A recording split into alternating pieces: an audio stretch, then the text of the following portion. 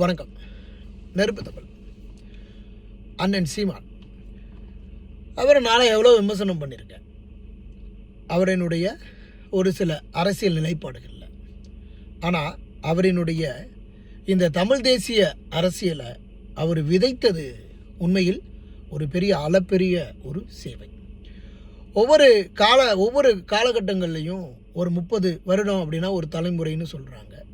இதில் ஒவ்வொரு புரட்சியாளர்கள் உருவாகிக்கிட்டே தான் இருக்கிறாங்க. அப்படி பார்க்கப்படுகின்ற போது இன்றைக்கு ஒரு புரட்சியாளனாக ஒரு அண்ணன் சீமான் அவர்கள் அரசியல் ஆசானாக இன்றைக்கு இருக்கக்கூடிய இளைய தலைமுறைகளுக்கு வளர்ந்து வந்து கொண்டிருக்கிறார்.